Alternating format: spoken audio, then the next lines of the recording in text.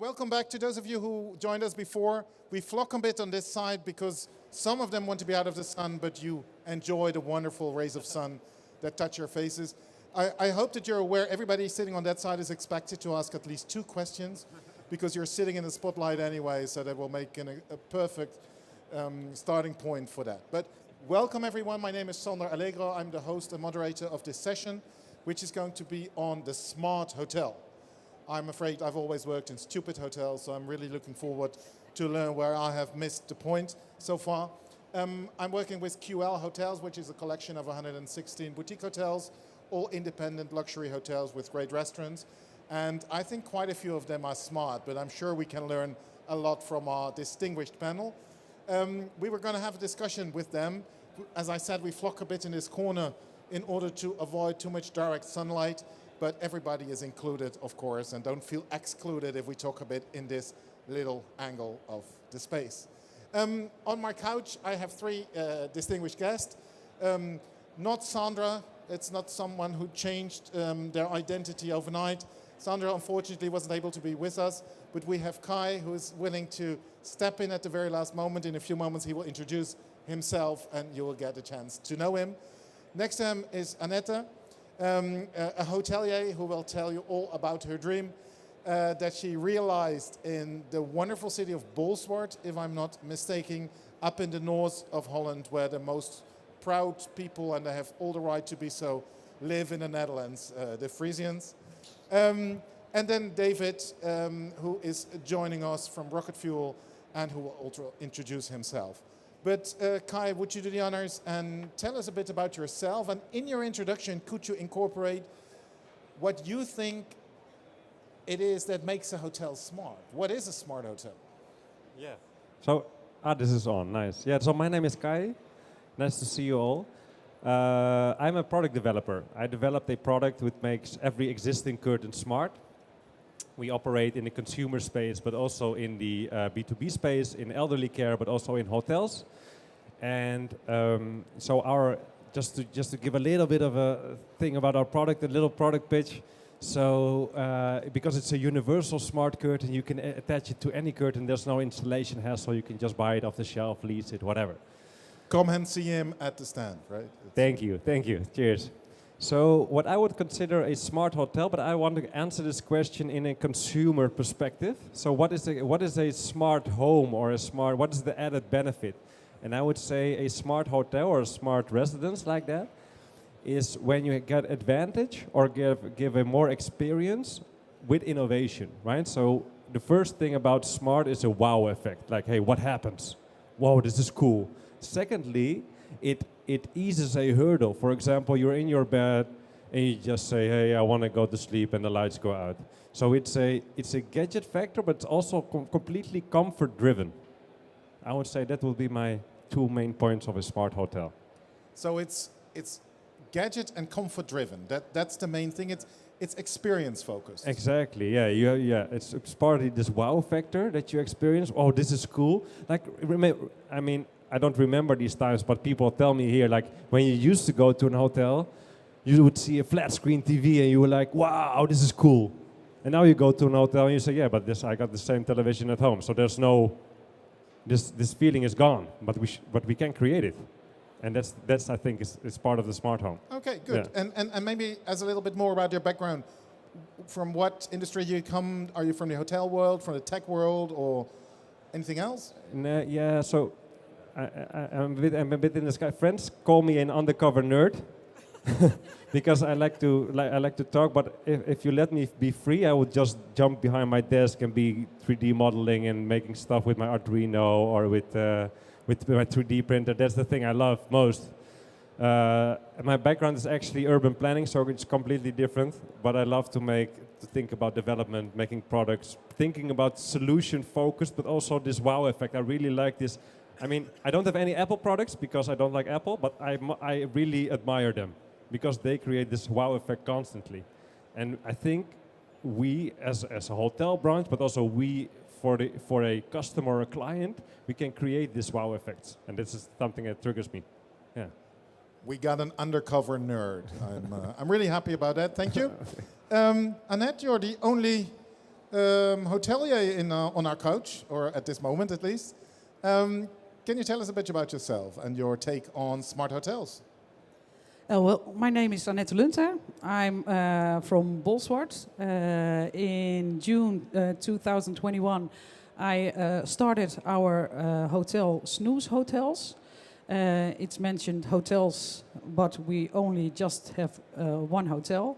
From the start in 2008, I became an entrepreneur together with my husband, and we have a HEMA and several Ethos stores. And I wanted to chase my dream when I was a little girl of becoming an hotelier. So in 2019, I thought I'm going to chase that dream. And now I'm here on stage. We have a small boutique hotel with 9 rooms.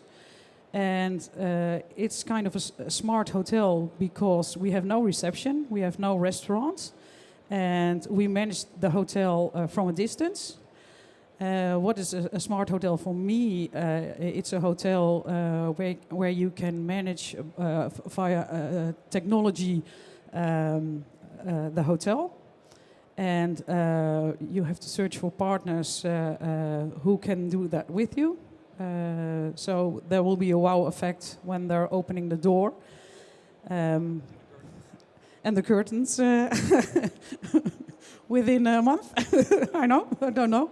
But I think that is a smart hotel managed by technology, and I think the wow effect, I recognize that with our guests who are in front of the door, opening the door via the smart key, and I think that's very cool.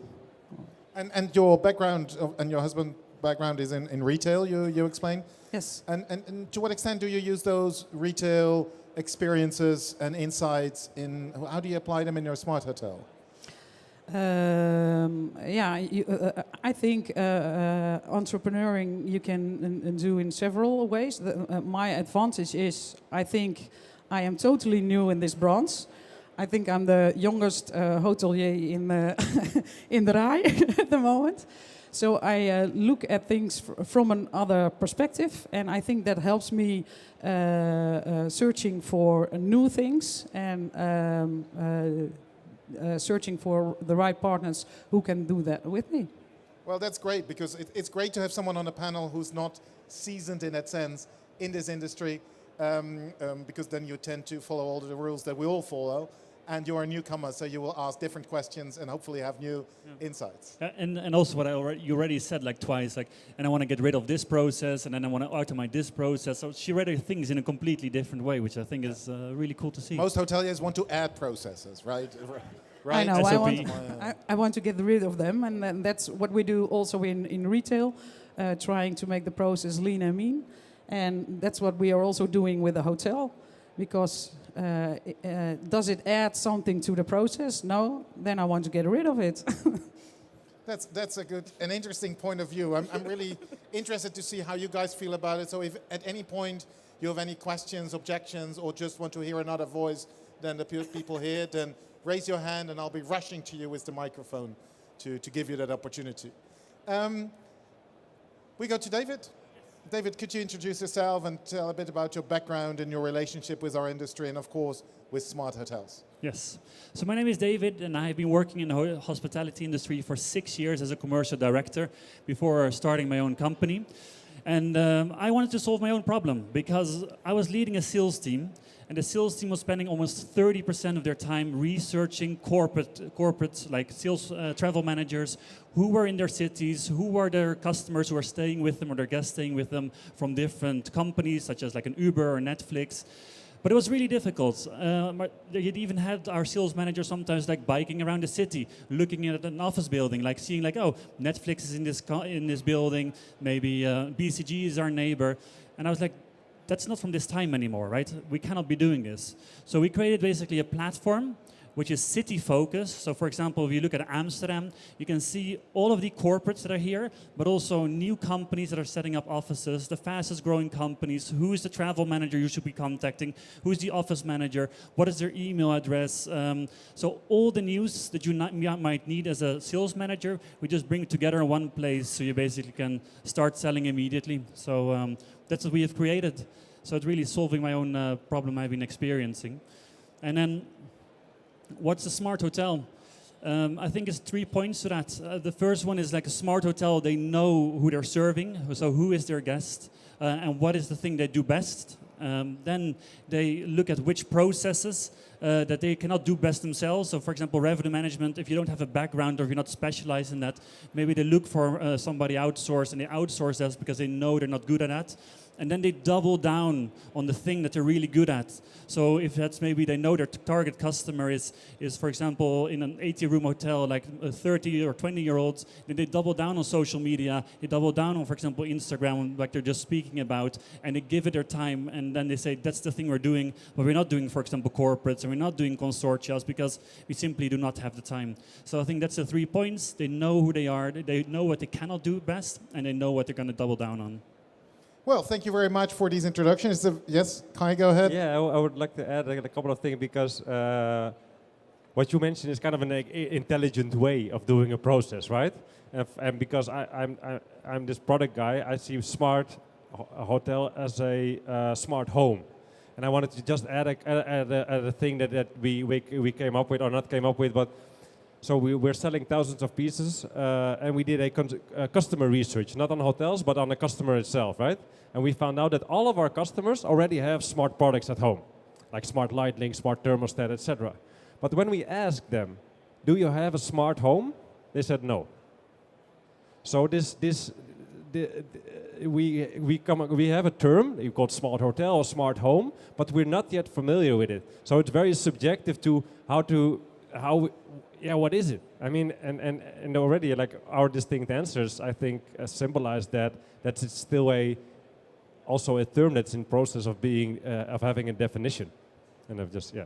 And I think if I listen to our three guests, then Guy, what you focus on, and it's obviously what your company is focusing on, is using technology in order to make a hotel room more comfortable. You said you focus on the experience and see how you can use domotica and other technological advanced solutions, gadgets, as you also referred to them, into the room.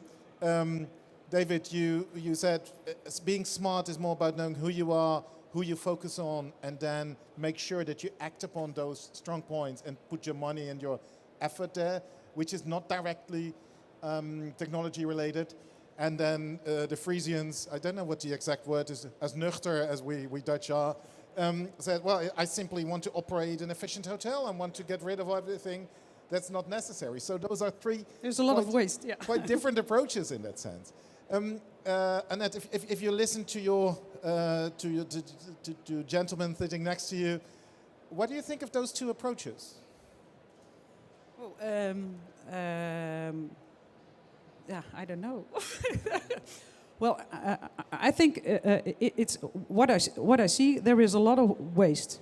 Why do you need a reception? You want a reception to feel guests welcome, but you can there can be you can welcome guests in other ways.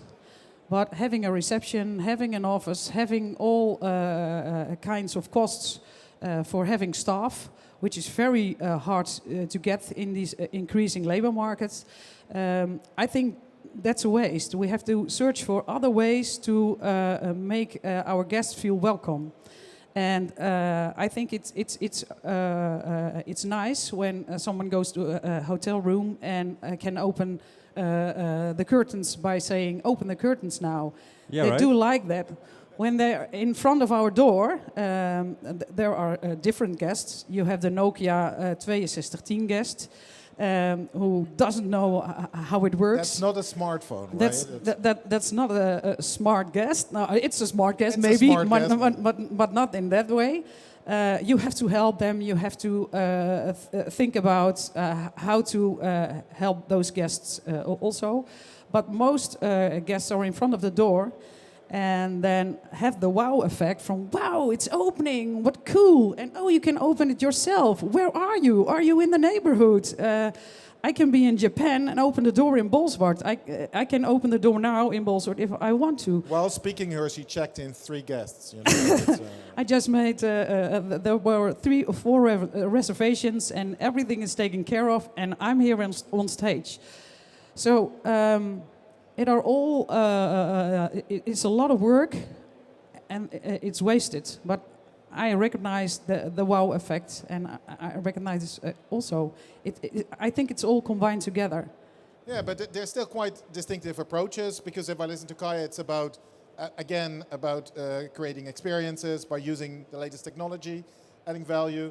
And you basically sort of optimize your operation by taking away everything that's unnecessary and cut it down to the core. And then the question of a traditional hospitality person would be, how do your guests feel about that? Because we would all be worried that if we do not serve the guests as we're taught at hotel schools and other institutes, then they might run away. But you have quite a good average score, I saw, on... But no person is the same. But how do you... Can you tell us a bit about how your guests value your approach? Because they might not be used to the concept. Do you inform them? No, they're totally not used. And you have to educate them. And but after you've educated them for several moments, they have the wow effect, and I think it's nice. And it is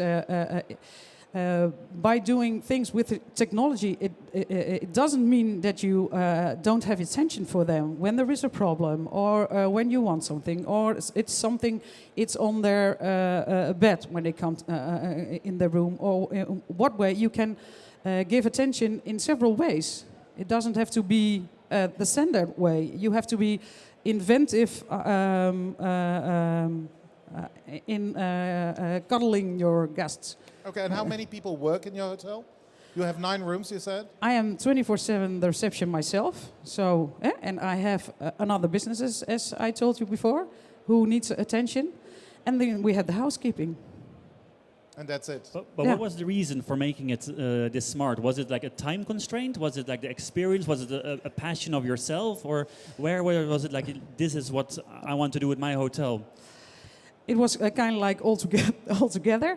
I had a stay over in Amsterdam several years ago, and then we could go into the hotel with a code and a digital code. And I was very surprised that there was no one. Everything was taken care of. Everything was looking fine. It was warm. It was cozy. And I could go outside to the bakery next door to have a breakfast over there. And I was very surprised by that idea. And I said, I wanted to do this myself. But if there is a problem, I want to be there for the guests. So I do everything for them. I can arrange... we work together with a lot of entrepreneurs in our town. For example, the bakery, who brings the breakfast in the morning in front of the hotel room. But it's possible to get a high tea on your room. It's possible to have flowers on your room. You can get anything you want. We will arrange it, but we will arrange it up front. Not at... Invisible hospitality. Yeah. Well, that's an Trademark interesting it. concept. Yes, I would trademark it. Good idea. I think it's very interesting, but you started a whole new concept. Now, many people here in the room, how many of you are working in hotels or are hoteliers? Quite a few, not everyone, but not everybody just started a hotel. What if you are about to, or if you're considering to transform your hotel, you have a beautiful villa-like hotel somewhere in the beautiful countryside, which is up to par with everything, but was never built with the intention of being a smart hotel. You're faced with the challenges that we have today in terms of labor shortages, but you also want to be ahead of the curve and key into other things. What would be a good point to start, or to take that next step in becoming a smarter hotel? Anyone? So I'm gonna make a comparison with the kind of the consumer space, in which we saw that, for example, if you bought a thermostat, You would do that the moment you would make a renovation of your house or buy a new house. You buy it at the installer's place. You do everything at once. Now we see the most sales are done via Coolblue, MediaMarkt. They buy the Nest thermostat, whatever. People do it themselves. It's so small steps, and we see in the whole smart devices settings that there's no immediate necessity to do everything at once. You can just start. You can just start with a smart light bulb. You can just start with a smart curtain, of course. You can just start with and because this market is getting more and more towards the bigger players. So there's going to be one control that controls everything. But there's no immediate. I would say there's no immediate rush to do everything at once to make these huge expenditures. But just to try something out, see how the customer reacts to it. If it's good, is it the wow effect? Does it give you better reviews? And then you can expand on that. That would be my. And when we talked earlier, you said consumers already do have a lot of technology in their home, which they might expect in a hotel. And you had some figures to go with it. Would you be willing to share that? Yeah. So this was really what I kind of surprised me is that actually the consumer market is way ahead of the hotel market, but also like the care market. So in last summer there was a huge research done by Multiscope, which says that 28% of all the Dutch households have smart lighting. 23% have a smart speaker. 21% a smart thermostat. 15% a smart doorbell. Now, I don't know about exact numbers from the hotel, but I can imagine it's just like way, way less. And that was the thing I mentioned first with the flat screen TV, right? I thought, we've also talked about it. It misses the why. Yeah, you're actually being downgraded. No, it's too much. It's a bit too harsh. But if I go to a hotel room, but I'm the nerd, of course. I love that wow experience. And now I have undercover nerd, right? Undercover nerd, yeah. But now I'm actually have a nicer experience at home with these gadget kind of things than I experience in a hotel. So, but again, there's no need to do everything. Just a small bit can be just a smart appliance. Yeah. It is also so. We started the hotel by with the smart key and doing that kind of things. But now we are searching. I just talked to someone here in the hall, and to add, different kind of things. So you the box you can talk to, ask to arrange a cab for you, a personal assistant.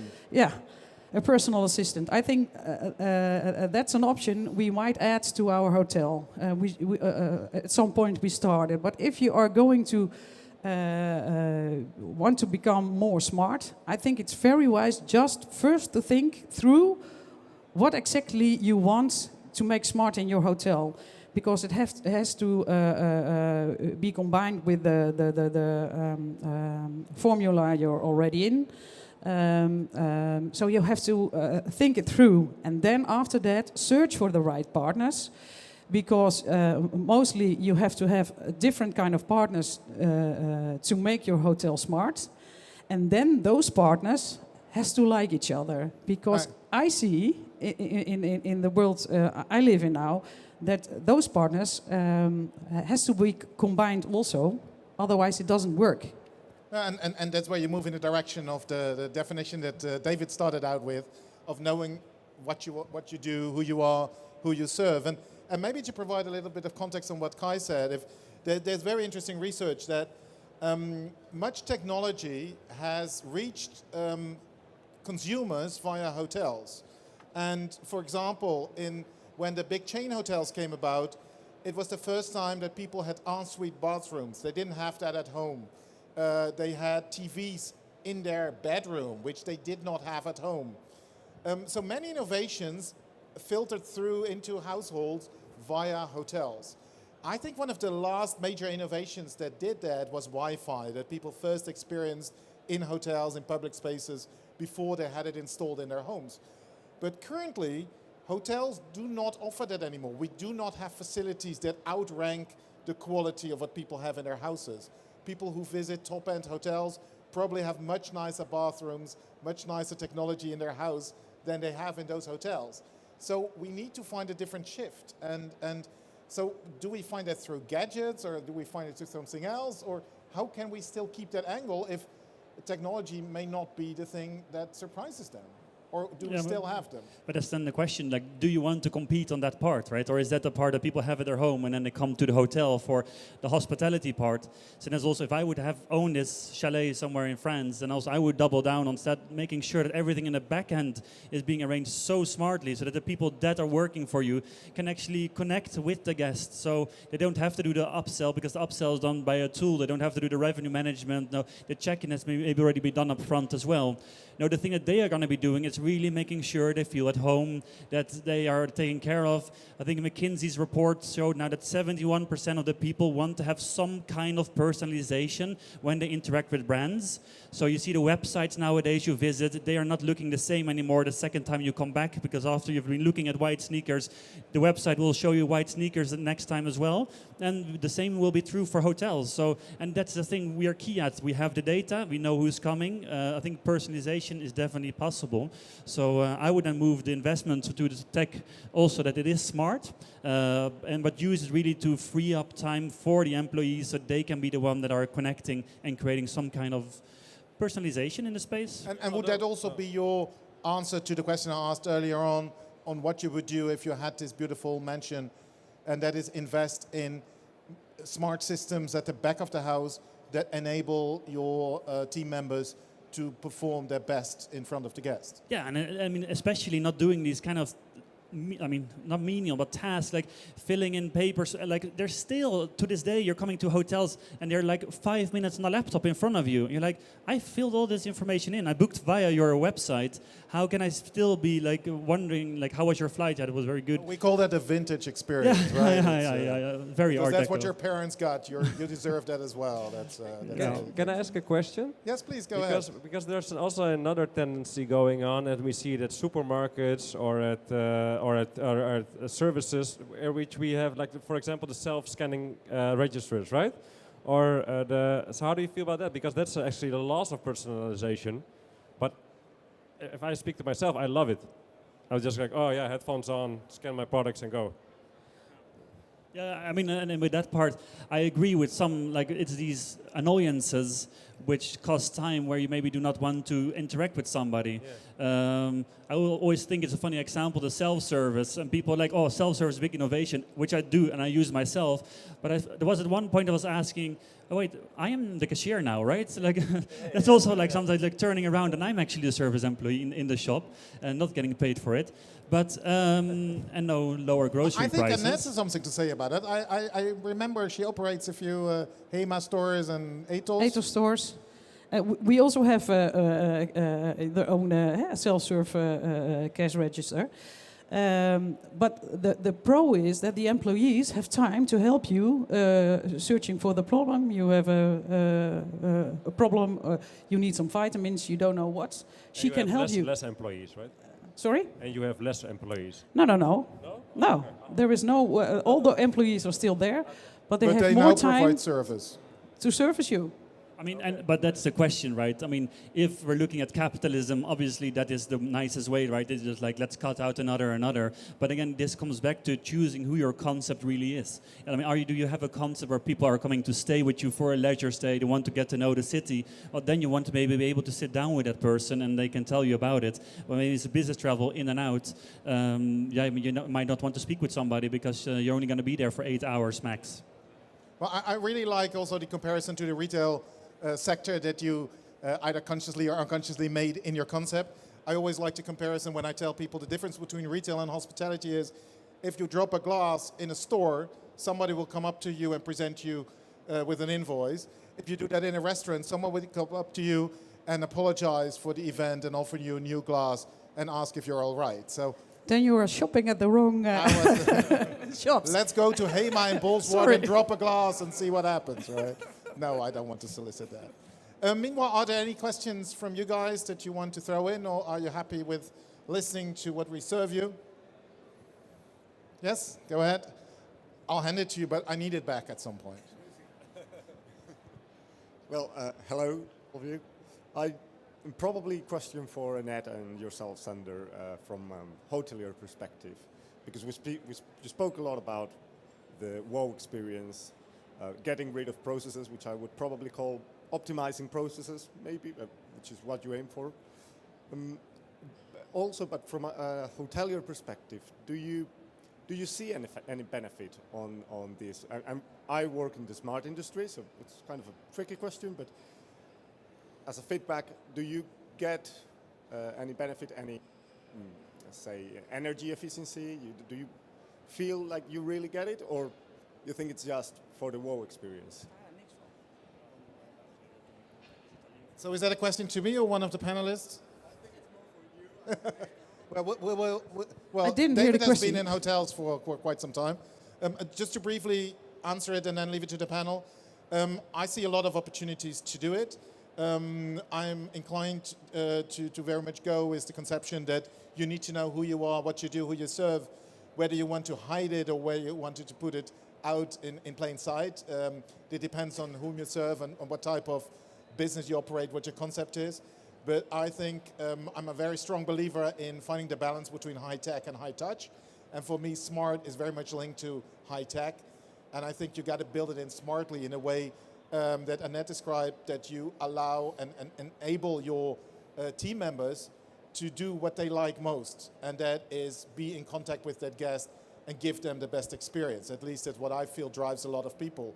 I've never seen anybody being excited, hooray, I can fill out 6 forms and do night audit. That's not what makes people spark. So I see a lot of opportunity, and I really like the link of your question to how it can help in terms of being more sustainable and stuff. So I'm going to pass it on to the panel because they should be the stars of today. So David, you worked in hotels for quite some time. Can you share with us how you look upon this question? And that's regarding if it's like money saving or like if it's like the experience. Also the aspect of how it interlinks, how it all connects, but also how it can help in other areas like being more sustainable or anything else. Yeah. I mean, I think in the end, if you have smart systems, they will definitely enhance the experience of the guests. But again, I much more believe from like hiding them as much as possible. But also, like, it depends on how far you're going to go with these kind of solutions, right? I mean, the obvious example is always Citizen M, which now have like in their app. I'm not sure if you've seen it, but you can get now achievements, right? Like for the people that have Apple Watches here, you could like if you walk 30 minutes, you get like an achievement, a good job, like you have closed your rings today. They put it into their app, and I was like, come on, like if you have your first day in Paris, your 10th day in Paris, you're going to get a badge. I mean, it's cool, but are people using that? Apparently, their customer service being overrun with emails saying like, hey, I didn't get that badge yet. Come on, please put it on my account. So that is how far like certain like people, like, and then we're like focusing again on this audience, certain people are going crazy for this, right? And they really want it. And for them, it adds to their stay, it adds to their community, it adds to when they're not at the hotel.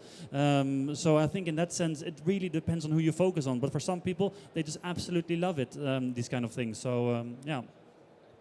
Can I have just a small thing? Closing your curtains at night can save up to 20% on your isolation. He's got another opportunity to find his automatically moving curtains that, if I understand correctly, you can add to an existing situation. So, Mine is 3. It will go close. Exactly, can be, yeah. And I've also been told it opens again if you touch another button, but I'm not sure.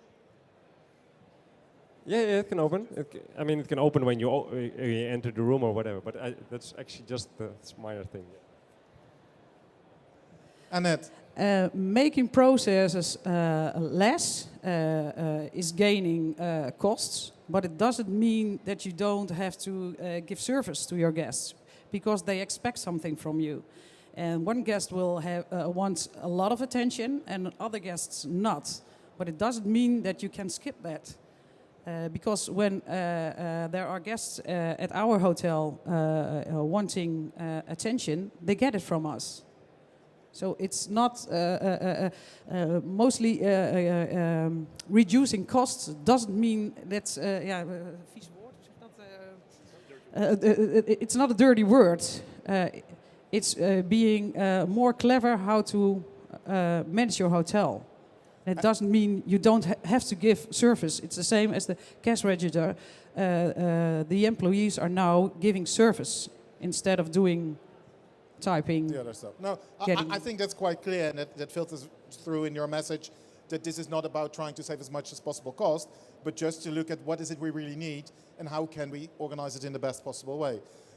Just for everybody on that side, you are part of this session, but we've been asked to sit in this corner so the recording can be in sort of one light tone rather than be half in the sun and half in the shade.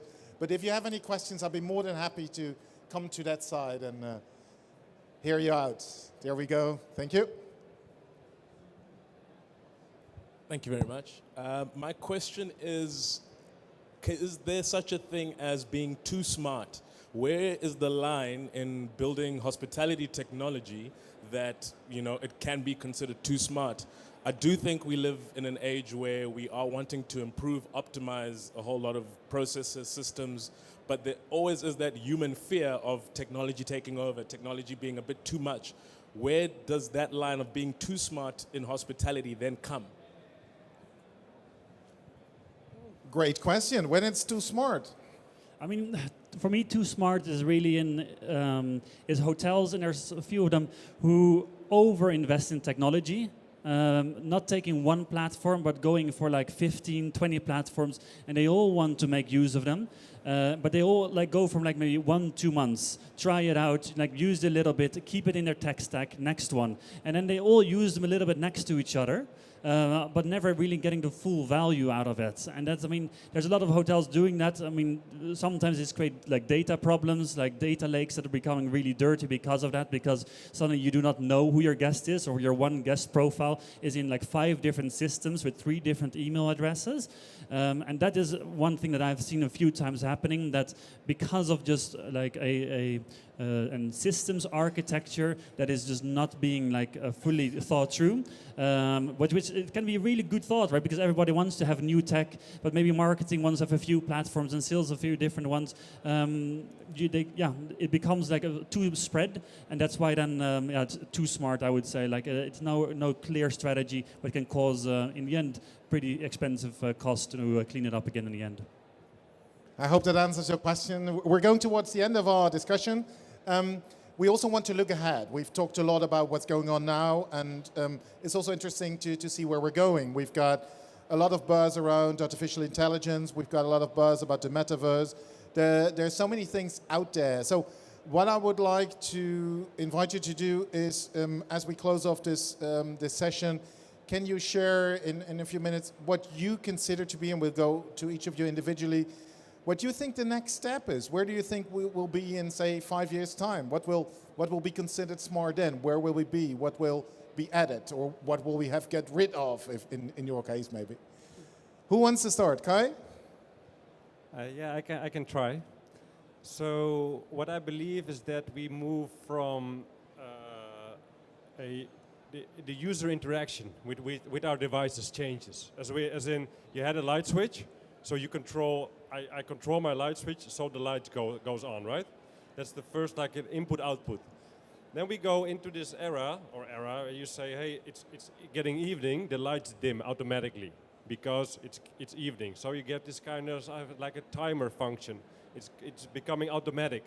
And I think in 5 years' time, it's going to be more autonomous.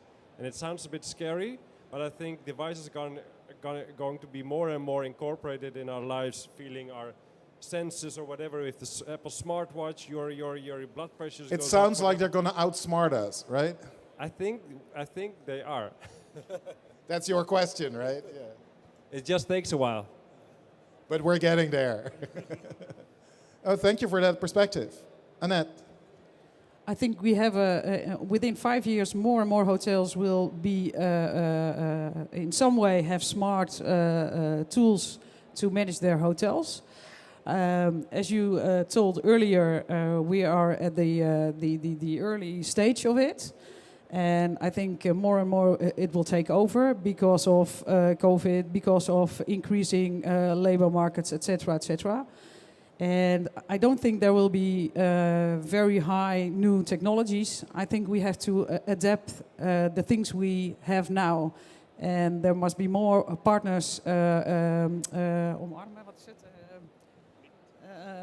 More partners who invest in these kinds of technology. So it's What going to do be a you- partner thing. And what do you think about smart speakers? Because everybody was so afraid that these speakers listen to our personal space, right? But now a quarter of the Netherlands has them in their home. Well, how do you see that in Just a not hotel? in the bedroom, I guess, right? Yeah, not in the bedroom, no. I mean not. I think it can add something to the customer of the guests